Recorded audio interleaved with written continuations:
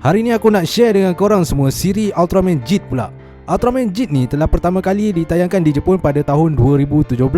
Berdasarkan siri ni, Ultraman JIT ni sebenarnya adalah anak kepada Ultraman Belial.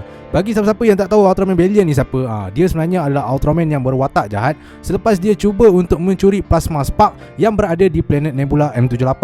Siri ini bermula dengan penyampaian cerita di mana di planet Nebula M78, Ultraman Hikari telah mencipta satu kapsul Ultra yang mana di dalamnya terkandung kuasa-kuasa Ultraman yang ada di planet Nebula M78. Pada ketika itu jugalah Ultraman Belial bersama dengan konco-konconya telah berperang dengan para Ultraman, dan kemudian si Belial ni dah letupkan alam semesta yang menyebabkan berlakunya Crisis Impact. Mujurlah sebelum alam semesta meletup, Ultraman King telah sanggup untuk mengorbankan dirinya untuk menjadi host kepada alam semesta supaya semua planet yang ada di dalam alam semesta ni terselamat, dan termasuklah planet Bumi. 19 tahun kemudian, di Bumi ada seorang remaja yang bernama Riku Asakura telah pergi ke sebuah pangkalan rahsia yang terletak berdekatan dengan planetarium.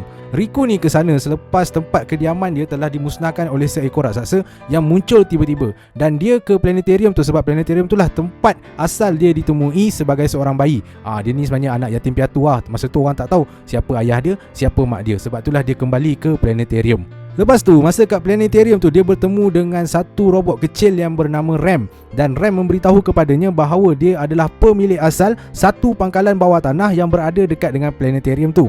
Jadi, si Riku dan kawannya yang juga seorang alien bernama Pega telah turun ke pangkalan bawah tanah.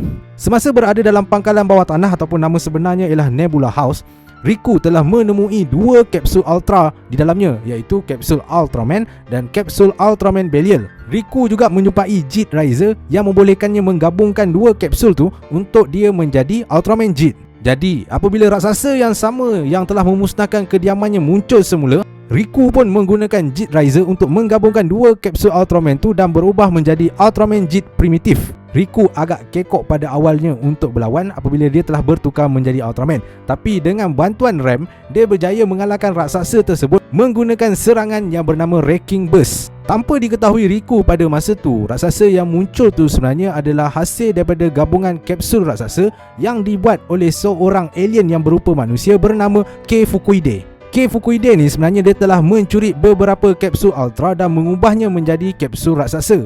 Dan Kei Fukuide ni sebenarnya adalah orang suruhan kepada Belial.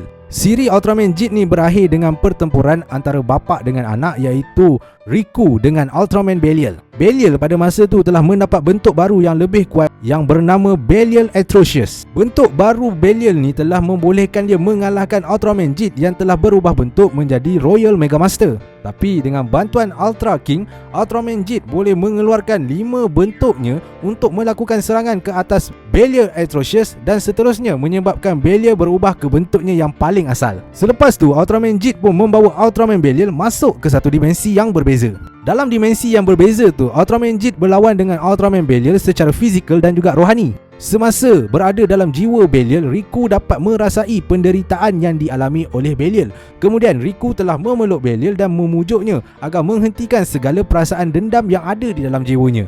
Tapi Belial tetap mahu menyimpan perasaan dendamnya, dan kemudian Belial dan Ultraman JIT melepaskan serangan laser masing-masing, tapi dimenangi oleh Ultraman JIT. Kemenangan ini telah menyebabkan Ultraman JIT telah keluar daripada dimensi tersebut, tapi jiwa Ultraman Belial telah terperangkap dalam dimensi tersebut. Jadi, buat sementara waktu, Ultraman JIT berjaya menyelamatkan bumi daripada ancaman Ultraman Belial.